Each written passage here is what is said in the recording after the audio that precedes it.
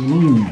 This is Prophet Jonathan Bridges, and welcome to Building Bridges, where we not only desire to build people, but to build myself in the things of Yahweh, and also making connections or bridges to people all over the world to connect with the same like mind. Well, here we are. We're still dealing with the title, I have a lot on my mind, and this is part 2.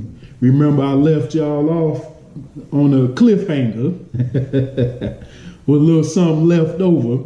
So we finna get right on back into it today. We were dealing with Genesis chapter 13, verses 5 through 18. And when we left off at verse 7, Genesis 13, verse 7. And what we were talking about the last time, just to quickly recap, we were talking about Lot being a representation for something, and the something that he was a representation of was a lot on your mind. Remember, we spoke about the homophone, and we were saying that the conundrum was that it meant two different things, but did it really mean two different things? That was the puzzle that we was trying to put together. Well, we're figuring out that the lot, by definition, a large number or amount of something, is still connected to what the Hebrew meaning of Lot's name was, which was a thin veil or something that covered your vision. So we continued on forward. After we got through dealing with Erykah Badu, the book of Badu, talking about the bag lady carrying all this baggage, we left off at verse 7.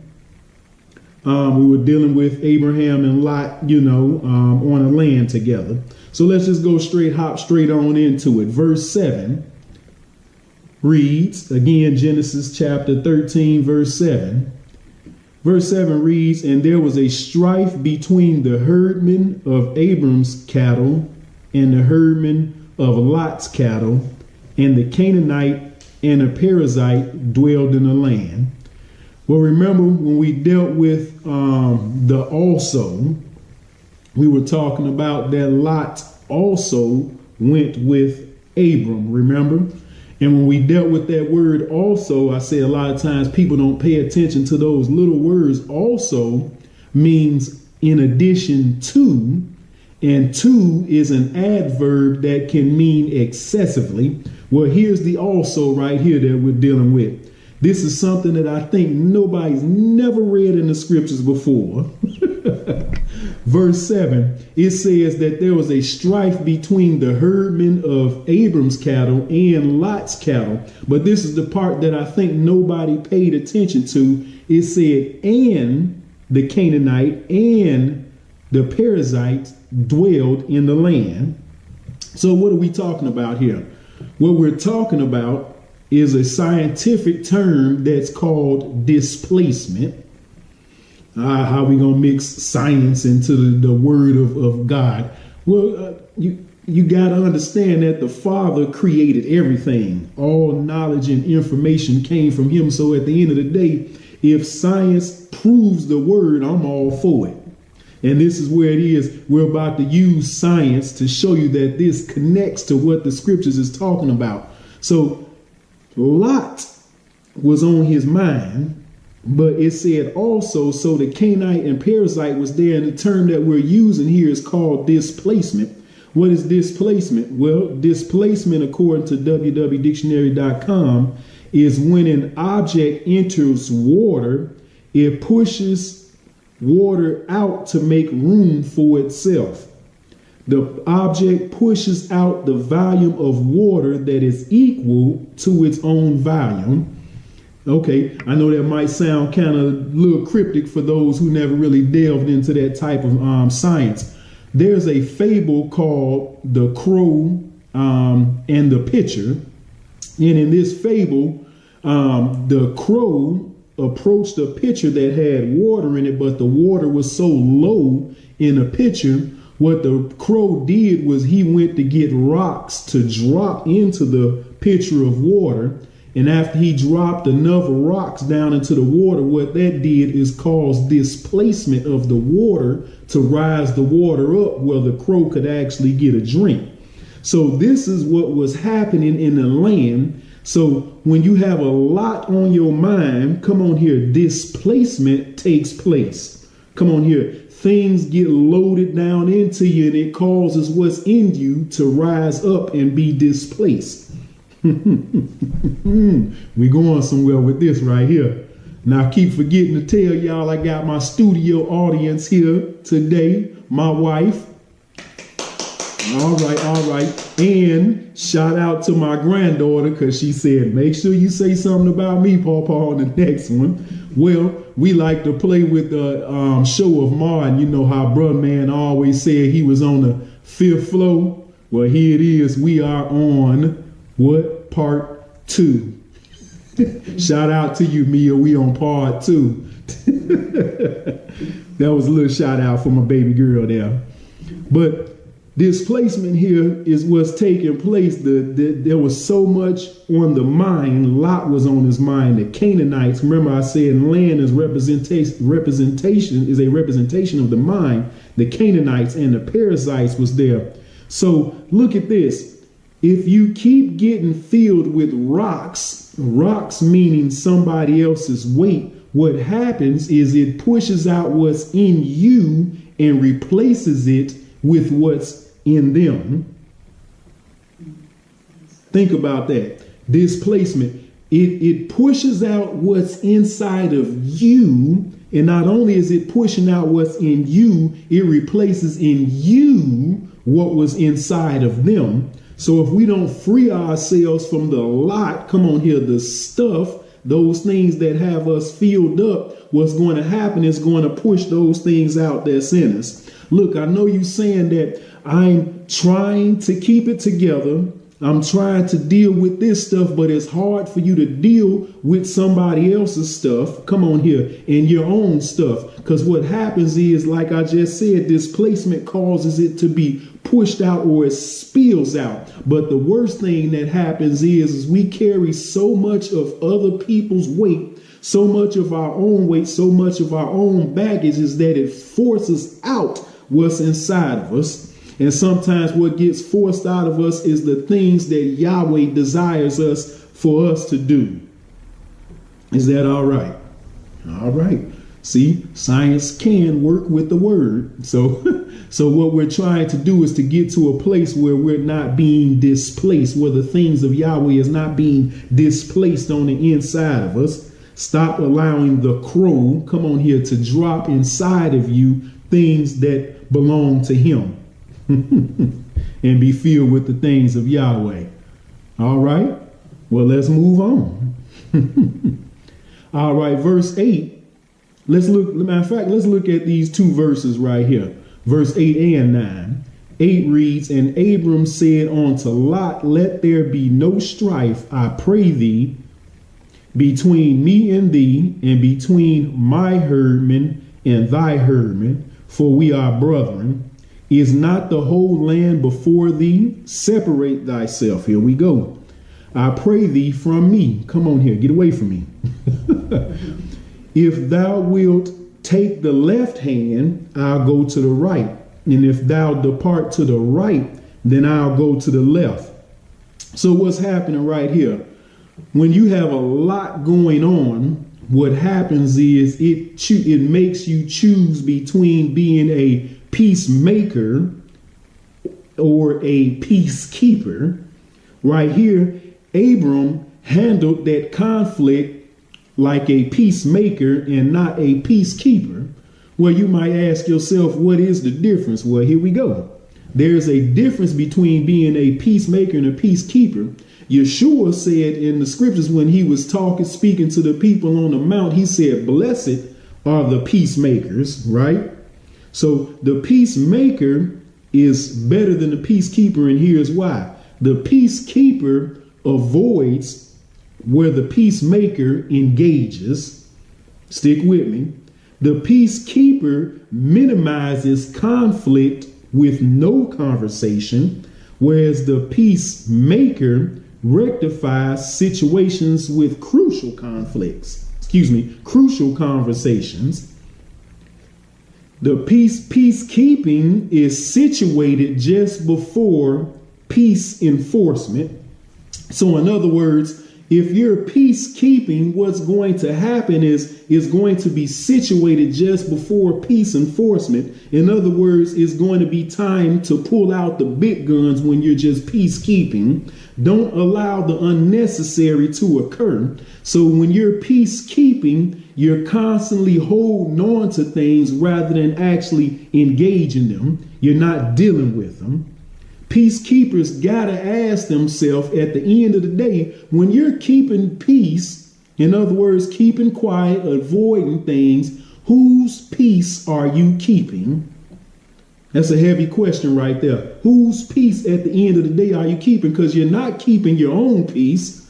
You're keeping somebody else's peace. By you being quiet, you're satisfying that person by not saying nothing. And actually, when you really look at that thing and unravel it, you're not really even keeping that person's peace. Because what ultimately ends up happening is that person can tell, if they have any type of sensitivity about them, that you're bottling up something. And what ends up happening is that they walk around or they ask the question, what's wrong with you? So now that means that their peace is disturbed. So peacekeepers, you got to ask yourself, whose peace are you keeping? Peacemaking employs nonviolent techniques to stop conflict and retain peace. So this is what Abram was doing, was that he was trying to retain peace in this situation. So he did two steps right here, if you really pay attention to what the scriptures is saying. In the first step, he identifies the problem and not the symptom.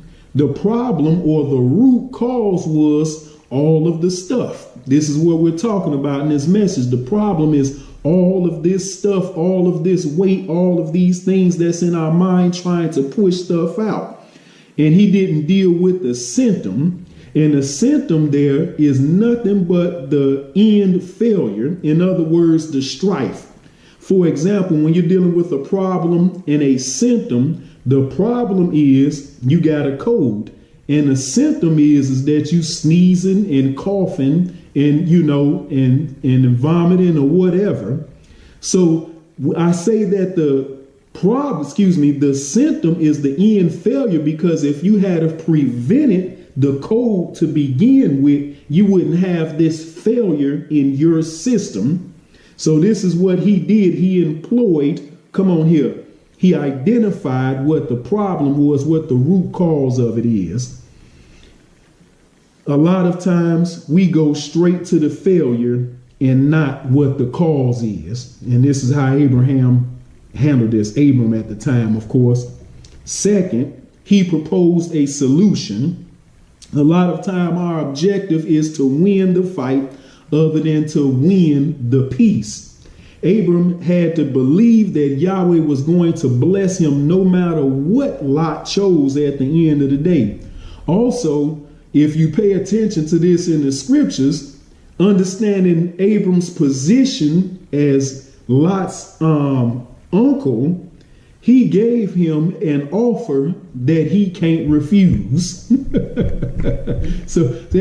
But he could have given him an offer that he can't refuse.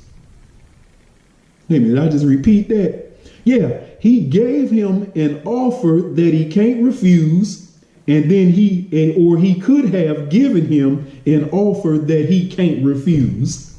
I know that sounds real confusing. One offer that you can't refuse means that the things that I'm giving you can't pass on it, because there's so much, you know what I'm saying, that I can gain from this. But the other offer that you can't refuse is like when The Godfather spoke, when Don Corleone spoke. I'm going to give you an offer that you can't refuse. And that type of offer means that you can't refuse it because there's going to be consequences. In other words, Abraham could have gotten down with Lot and his people and said, hey, you gonna do this right here and I'm gonna do this. But he gave him the opportunity to make a choice on his own. Is that all right? All right. So he had to choose between being a peacemaker and peacekeeper. When you're a peacemaker, come on here, you understand that you have to be able to make decisions that's going to affect you positively and not be a peacekeeper that's going to affect you negatively. All right, well, let's move on then. So when you have a lot on your mind, you end up making choices that adversely affect you.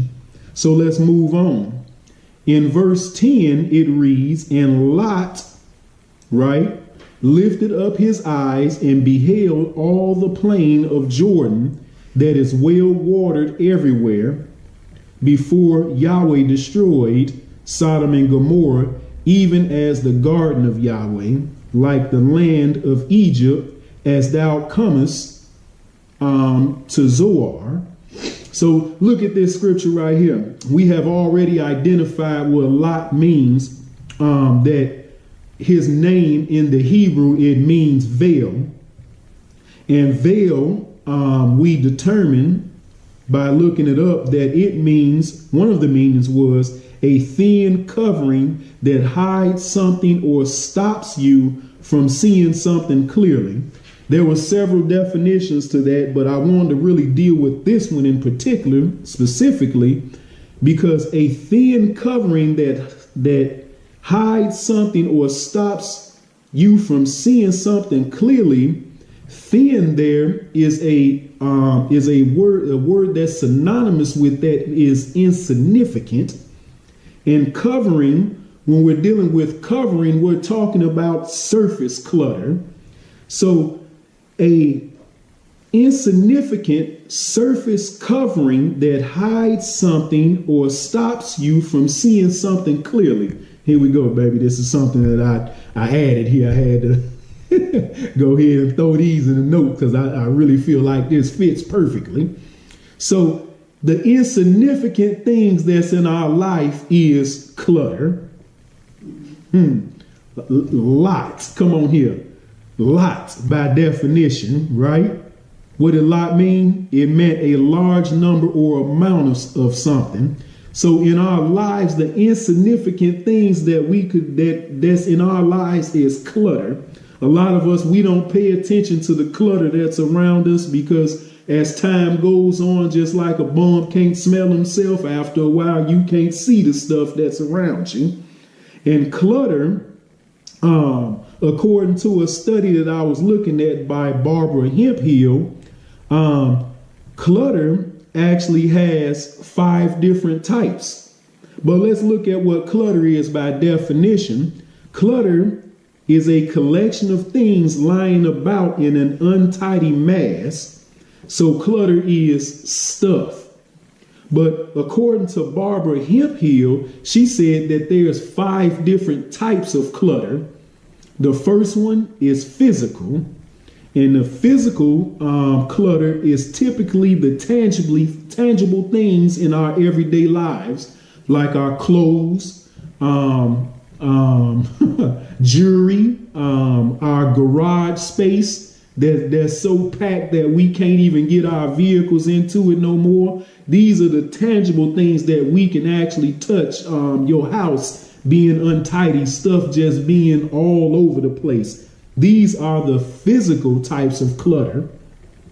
You have emotional clutter. Emotional clutter is negative thought patterns. All of the I can't voices bombarding us from within. That is emotional clutter. Then you have digital clutter. For example, unopened emails, unorganized photos and videos on your computer or in your phone with no type of naming system, stuff just scattered all over the place. Then you have mental clutter. which is somewhat like emotional clutter. As we said, emotional clutter is bombarding you from within. Mental clutter are voices that bombard us from outside sources, whether it can be a loved one, a friend, relative, a co-worker, your supervisor, whoever it may be. These are voices that's bombarding us from outside. And then this is the last one that Barbara Hemphill said that a lot of people skip over is spiritual clutter. And what is spiritual clutter? Is like the lack of forgiveness, the lack of peace that's on the inside of us. So clutter is anything that keeps you from living the life that you're meant to live. Anything that stops you, come on here, from accomplishing the things that Yahweh desires you to do. And according to Barbara Hemphill, she said all clutter have one main cause. And I thought this was heavy. I wish I'd have thought of this. Clutter is nothing but postponed decisions. Think about that. So clutter, synonymous with lot. So what happens is a lot of times that we have clutter that's around us that's wasting energy. Just think about it.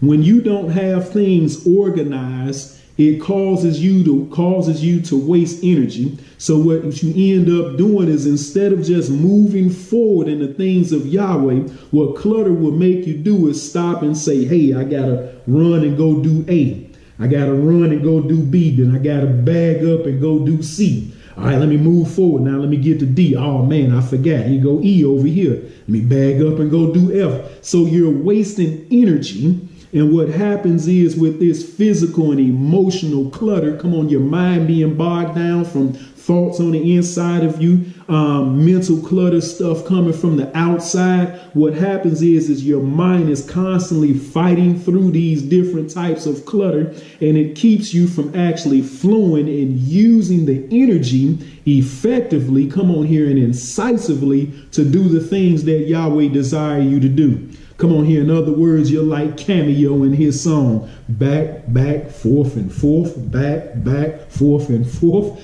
as we go. So you just constantly back and forth, swinging from the left and to the right, just constantly wasting energy and never taking one step in front of the other step, in front of the other step, going forward into the things of Yahweh. So this is surface clutter. Come on here. These are the things that we consider insignificant. Come on here. Some of y'all pause and just think about it. Look around your house. Look in your own proximity in your bedroom, in your area where you study. And for ladies and men, look in your vehicles. What do your vehicles look like? If I climbed in your vehicle with you right now, would it be soda cans and food wrappers and trash and stuff all over the seats, all over the floor? You see what I'm saying? It seems insignificant, but those things weigh on your mind. It's like the little rocks that the crow was dropping in the water. Come on here. And what happens is it starts to push out what you should be focused on, which is that living water. All right. So there it is. Let's move on. So we done dealt with displacement right there, right? And now we just got through dealing with clutter. So this is what happens when your mind is cluttered and wrapped up and filled up with all these different types of things. It causes you to make choices like Lot made. And what it says according to the scripture is that Lot lifted up his eyes, come on here, and beheld all the plain of Jordan, right? Let's drop down to verse 11. And then Lot chose him all the plain of Jordan, and Lot journeyed east, and they separated themselves one from another.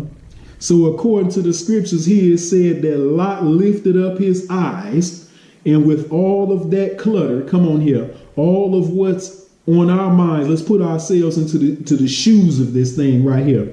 With all of that clutter, On your left, that's my right. Yeah, that's my right. On my right and on my left, all of that clutter, what happens is it causes you to have horse blinders. Come on here.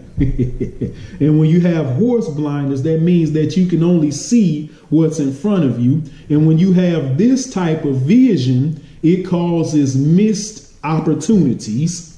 And what we need in this day right now is spiritual peripheral vision. Hey, I like that right here.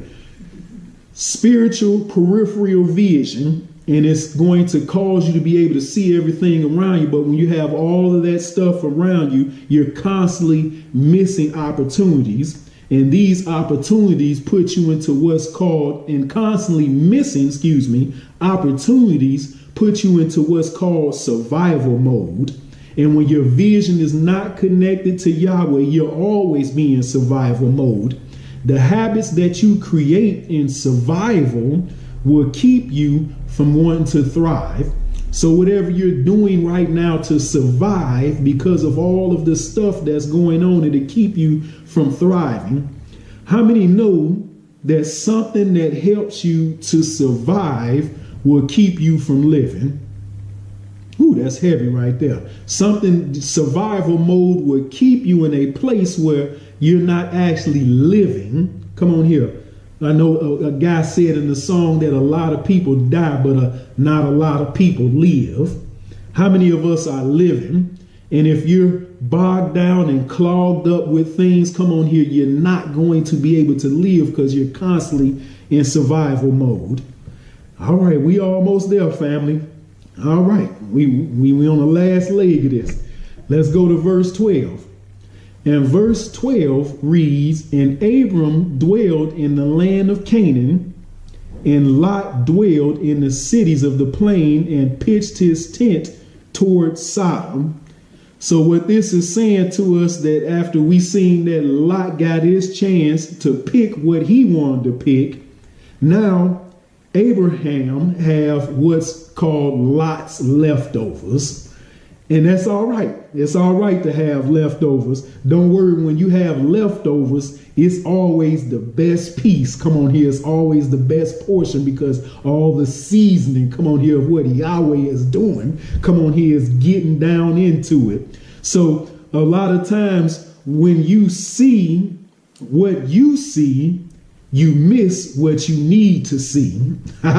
Come on here. Yeah, that's heavy right there. When you see what you see, you miss what you need to see. So you miss out on what the Father is getting ready to do. Come on here, what we call the leftovers. But look at this. Let's pause right here. Yeah, we're going to pause again. This was part 2. I hope you enjoyed this. We're snapping this into little bit of pieces. Come on here, because what's going to be left over at the end is the leftovers. Come on here. It's going to get real spicy and saucy for you. I promise you, we finna wrap this thing up on the next time we get into this. Stay tuned for part 3. I got a lot on my mind. Come on here. I got a lot of clutter. I got a lot of stuff.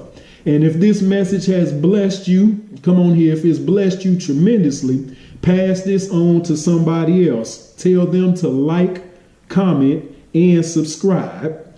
And if it's blessed them, tell them to do the same thing, to like, comment, and subscribe. Come on here to this message so that we can continue to salt the earth with the word, and to, as my wife gestured, to build on the things of Yahweh. So I hope you enjoyed this. Stay tuned for part 3. Shalom.